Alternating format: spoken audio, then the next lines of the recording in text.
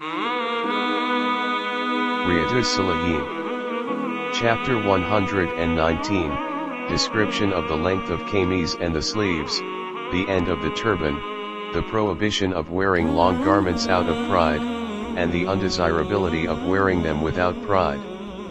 Asma bint Yazid, may Allah be pleased with her, reported, the kameez sleeves of Messenger of Allah peace be upon him reached down to his wrists. Reported in Abu Dawud and Jami at-Tirmidhi.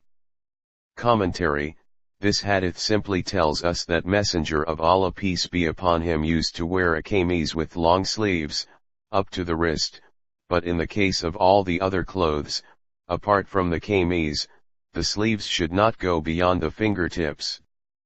Ibn Umar, may Allah be pleased with him, reported, the Prophet peace be upon him said, whoever allows his lower garment to drag out of vanity will find that, Allah will not look at him on the day of resurrection. On this Abu Bakr, may Allah be pleased with him, submitted, O Messenger of Allah. My lower garment keeps sliding down though I take care to pull it and wrap it. Messenger of Allah peace be upon him said, you are not of those who do it out of vanity. Reported in Sahih al-Bukhari.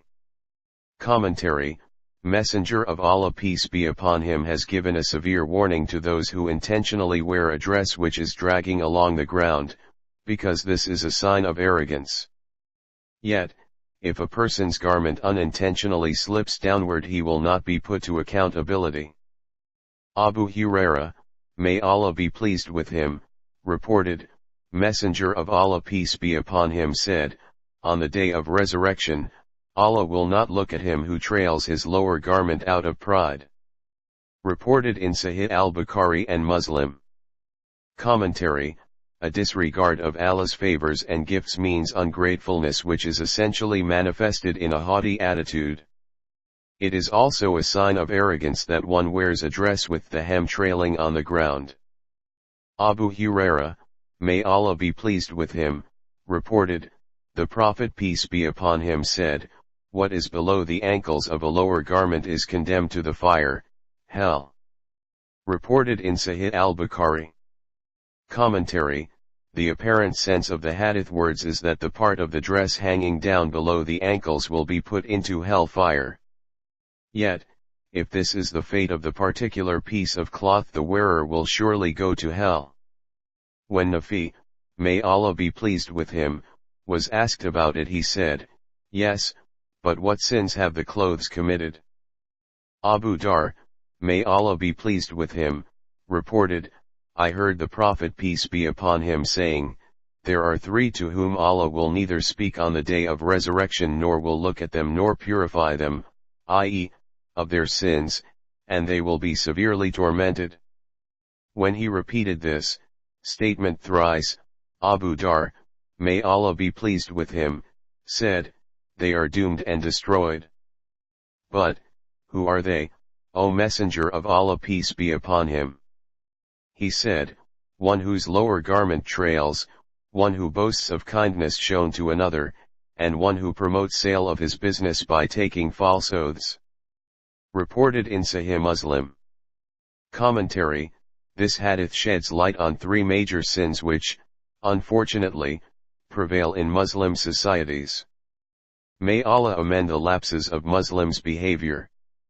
Ibn Umar, may Allah be pleased with them, reported, the Prophet peace be upon him said, on the day of resurrection, Allah will not look at one who trails his lower garment, kameez, or turban arrogantly. Reported in Abu Dawud and An-Nasai. Commentary: this hadith tells us if trousers and pajamas, out of pride etc., hang loose below the ankles, the wearer will be committing a grave blunder.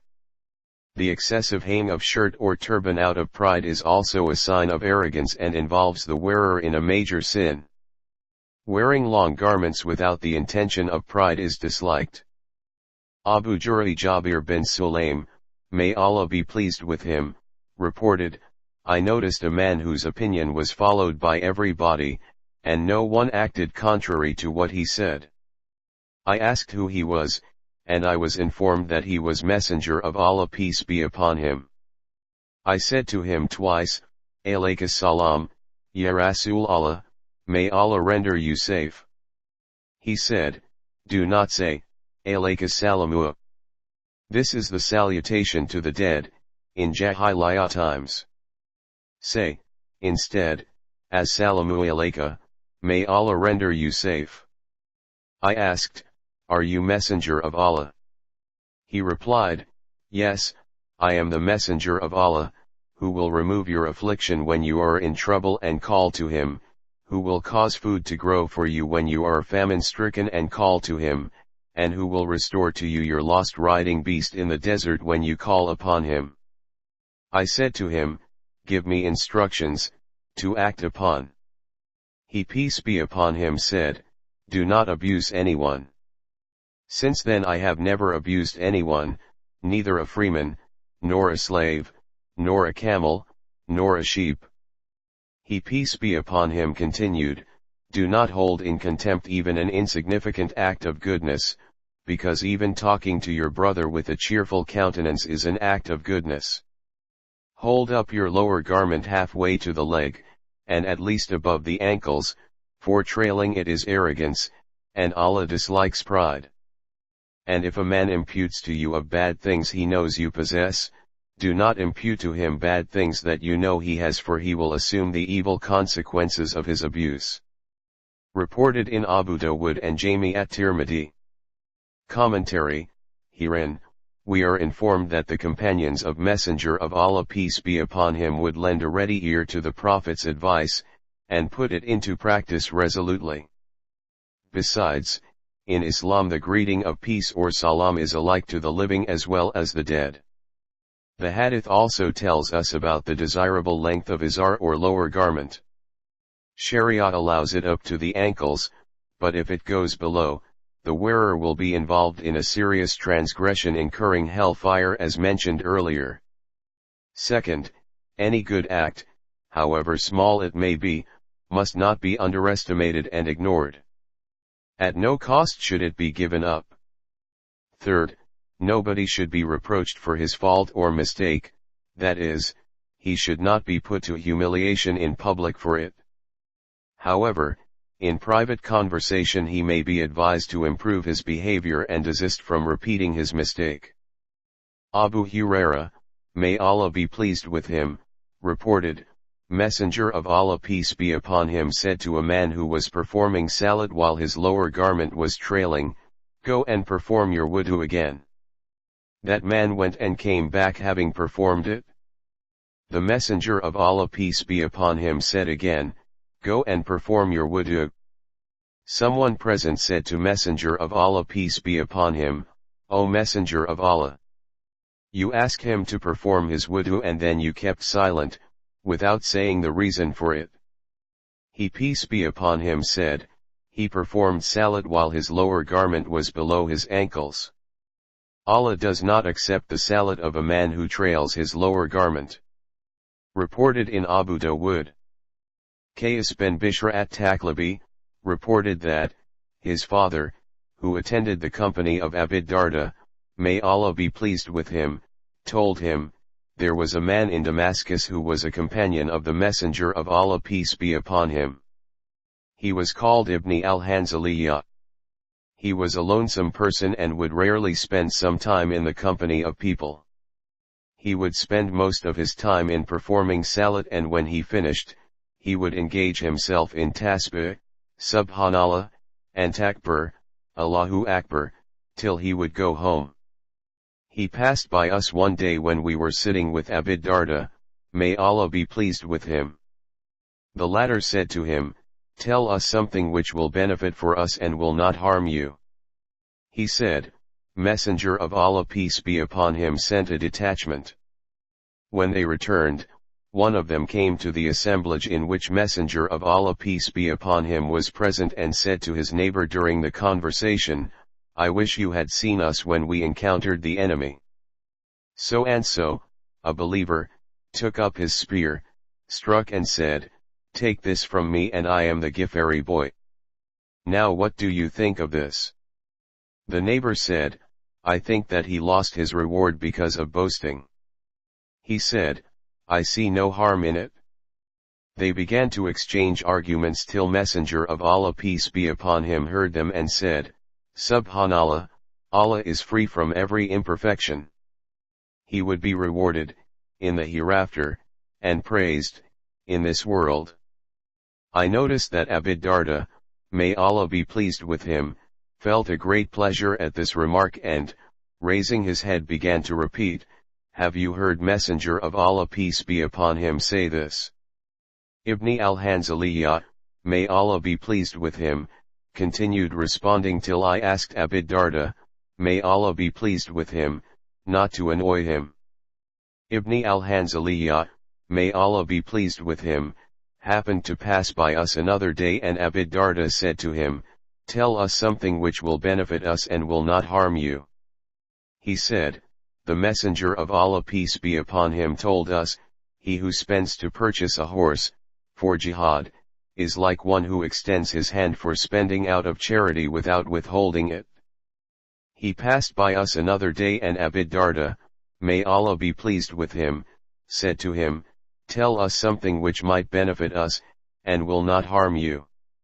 He said, The Messenger of Allah peace be upon him once said, Quraym al-Yazidi is an excellent man were it not of his long hair, and his lower garment which is hanging down. When Quraym heard about what the Prophet had said about him, he trimmed his long hair up to his ears with a knife, and raised his lower garment halfway on his shanks.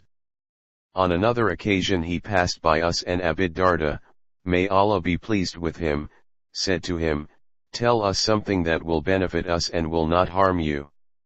He said that he heard Messenger of Allah peace be upon him say, while coming back from an expedition, you are returning to your brothers, so set your saddles and clothes in order so that you look tidy and graceful.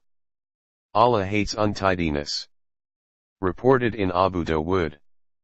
Commentary, this hadith talks about 6 points. First, a war cry expressive of one's chivalrous deeds and designed to intimidate the enemy is permissible.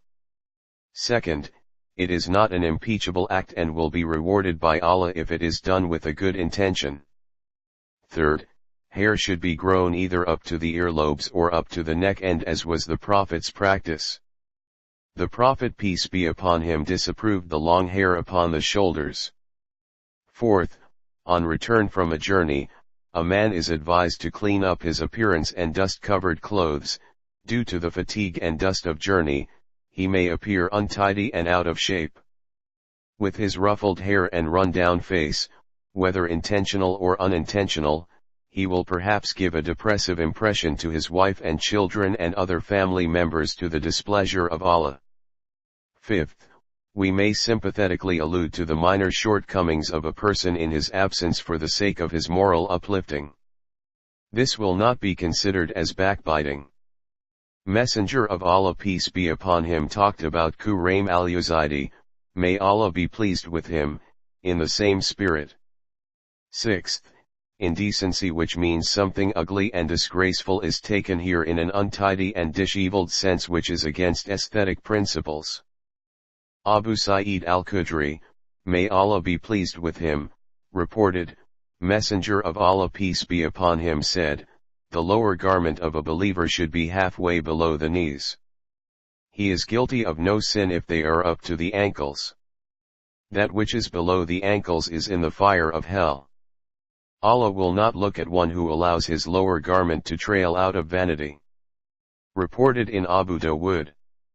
Commentary, this hadith says that a garment like trousers, pajamas, etc., should, properly speaking, go down up to the middle of the shanks.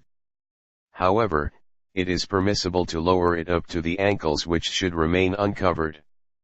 This commandment is for men alone. On the contrary, women are required to cover not only their ankles but also their feet, particularly when they go out. Ibn Umar, may Allah be pleased with them, reported, my lower garment was trailing as I passed by Messenger of Allah peace be upon him, so he said, raise your lower garment, Abdullah. I lifted it up and he told me to raise it higher. I complied with his orders, and as I was still trying to find the best place for it, one of the people asked where it should reach, and he, peace be upon him, replied, halfway down the knees. Reported in Sahih Muslim. Ibn Umar, may Allah be pleased with them, reported, Messenger of Allah peace be upon him said, on the day of resurrection, Allah will not look at the one who trails his lower garment out of arrogance. Salama, may Allah be pleased with her, asked, what should women do with the hem of their clothes? He, peace be upon him, said, they might lower them a hand's span. She said, but their feet would still remain exposed. He said, let them lower those equal to arm's length, but not more than that. Reported in Abu Dawud and Jami at-Tirmidhi. Commentary, herein, women are commanded to cover themselves completely up to an arm's length from the hem of their clothes in order to cover the sole of their feet with their wraps, and lower body garments. يا رسول سلام عليك يا حبيب سلام عليك صلاة